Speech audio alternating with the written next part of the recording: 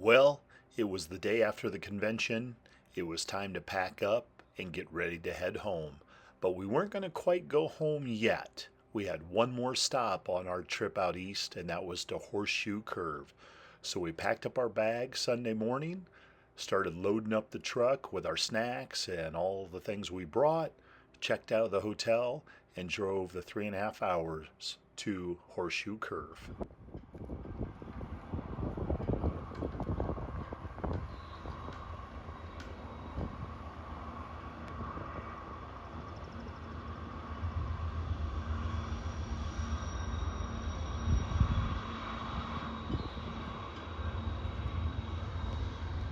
So we've been here 12 seconds, and here's our first train already.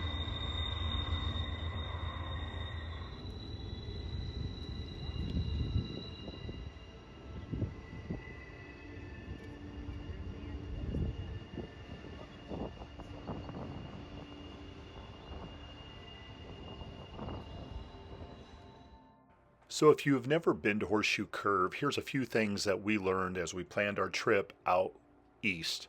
First off, Horseshoe Curve is closed on Mondays and Tuesdays. That is technically like their weekend. And when I say closed, I mean closed. It is gated off. You cannot get up there to railfan, take pictures, anything. It is closed. Second, there is an admission. It is about $9. And so once you pay your admission, you have full access to the restroom areas, to the museum area, anything going up and down as long as you would like to stay at Horseshoe Curve. And their hours are from 9 a.m. until 4 o'clock. They do alert you about 15 minutes before they close, so you have enough time to get down from the top of the curve all the way down to the parking lot. But when they say close at 4 o'clock, they gate off the parking lot. So if your car is in there, you'll be locked in for the night. So they really want everyone to be gone by 4 o'clock.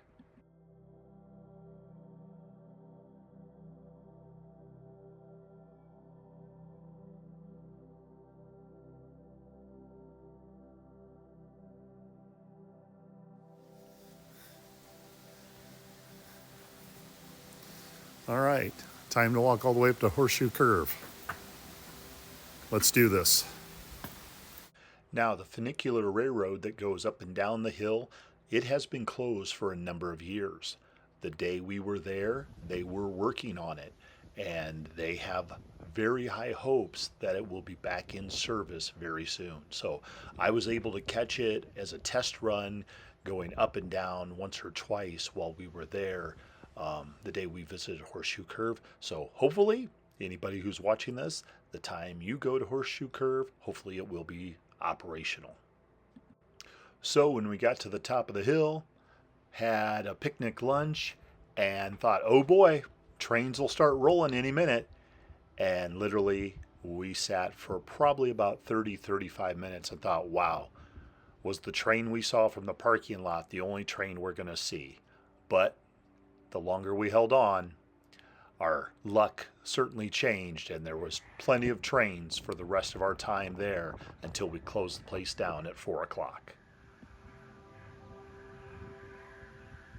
Here you can see a test run of the funicular railroad running up and down.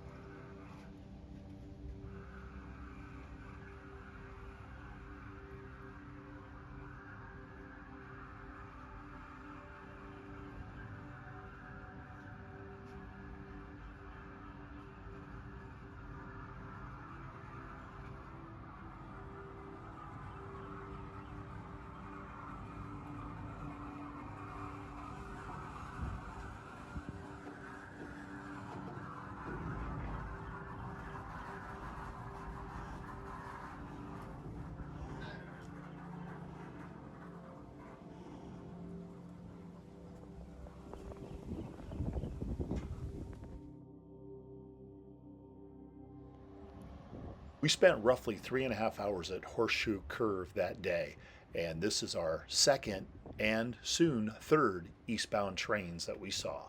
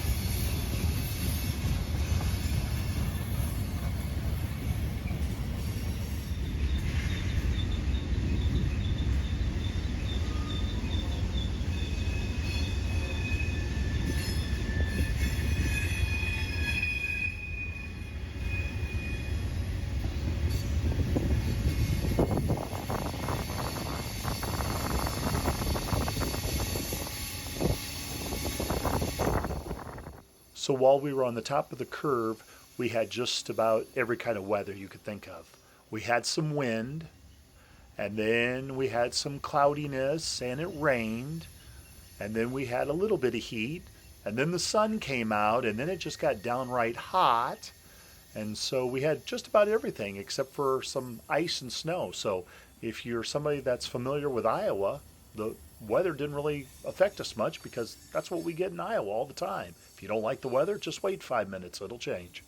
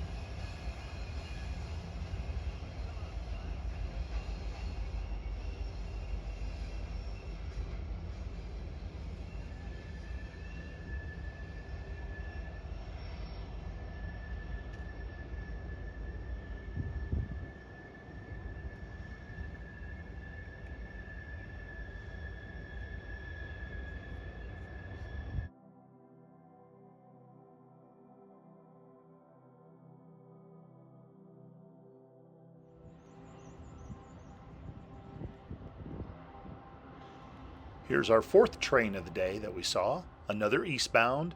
And of course, as you can see, the weather is now raining, but it actually felt pretty good.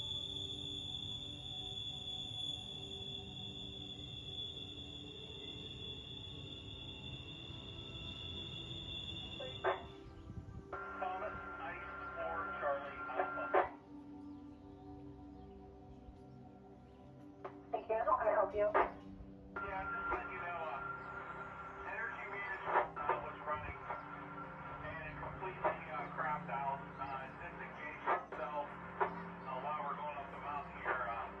I caught it in time, but I was stalled. I can't risk that again. I'm not going to use it going up or down the mountain here from Altoona to Johnstown. So you make a note of that. That's the second time it's happened. So essentially, a westbound train engineer was calling in that he had one locomotive in his consist that wasn't loading. It kept dying out on him. And so we knew when this train was going to go by, it was probably going to go at a very slow pace. So we were going to be waiting for it. So here's our fifth train of the day. It is a westbound, and it's the one that the engineer had called in about having one of the locomotives in the lead consist that just wasn't loading, kept cutting out. So it was definitely struggling around the curve and up the hill as it headed west.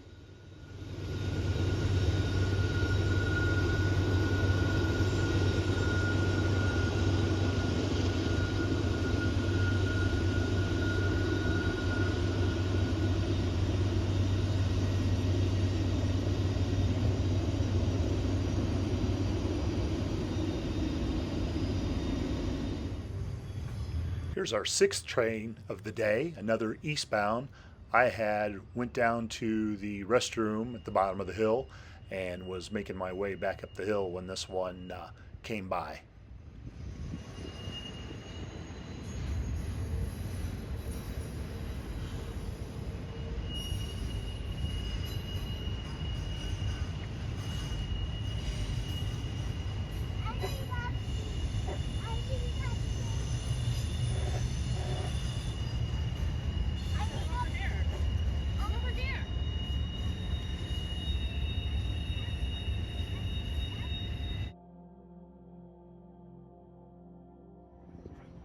Found these in the gift shop. When I was a kid, I was up to like 2 packs a day.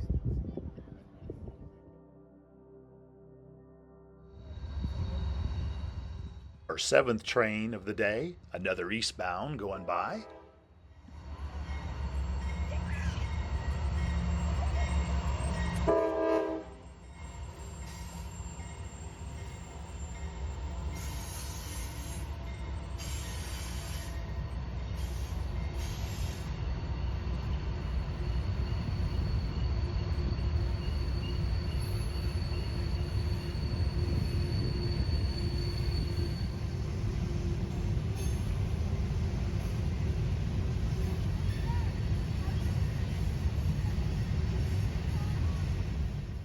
Oh, excellent car. If you use your scientific periodic table, Fe is for iron. So, iron trading card.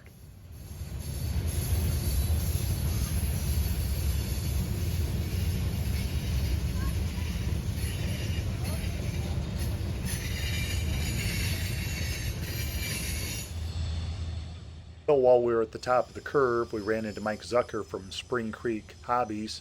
He was on his way back with his family from the N-Scale convention, and they also had the same idea as Michael and I to stop off in Railfan for a while.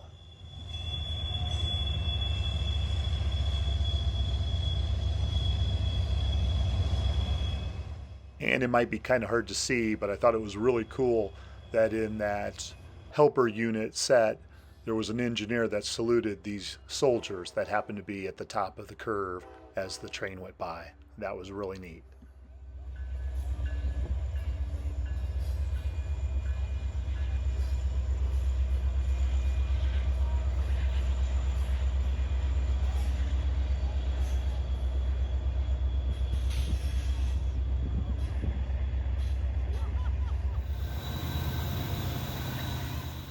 Here's our eighth train of the day, another westbound going by.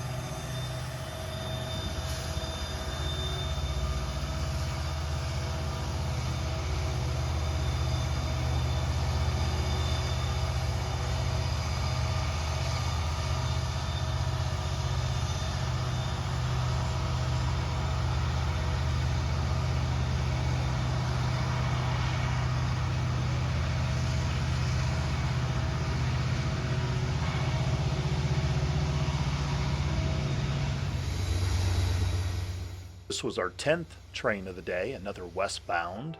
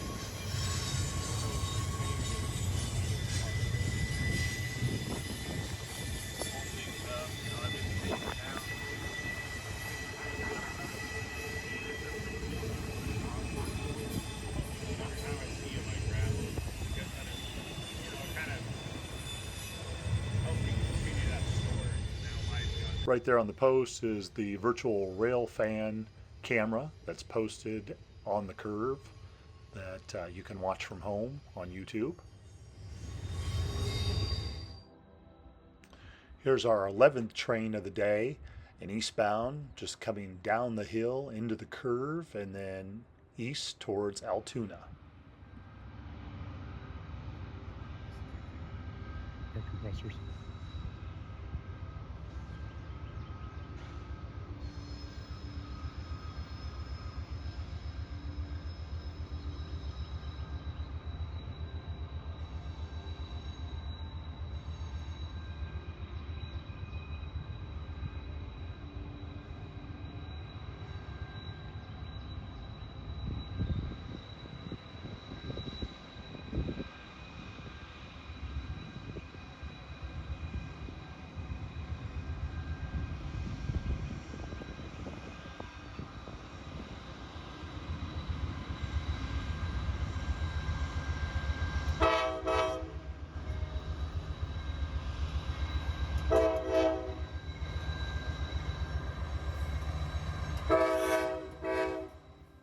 This is the only train we saw with some mixed power this day.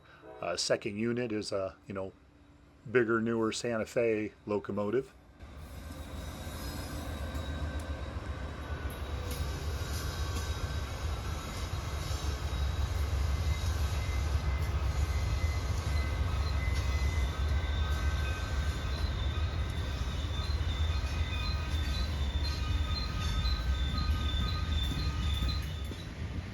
We're also getting very close to closing time for the curve by this time in the afternoon.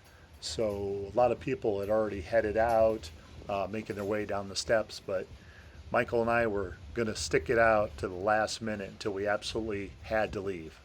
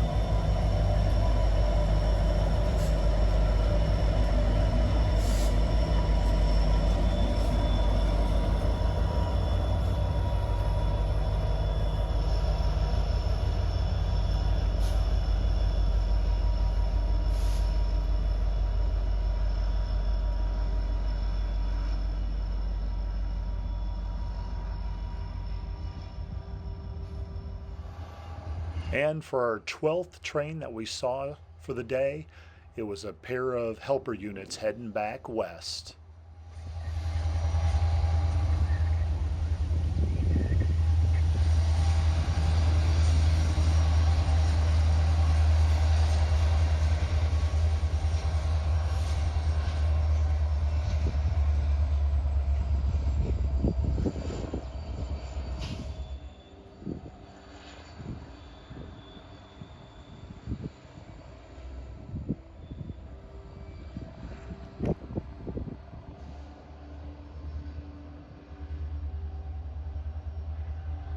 Yep, probably heading back to staging. And before we left Altoona, we thought we'd head down and see if we could see anything in the shop area. It was really cool. A lot of engines torn down or being rebuilt and probably headed out to service in the next few years or few weeks. Very cool to see. Well, I hope you've enjoyed this video. And as always, happy railroading to you, and thank you for watching.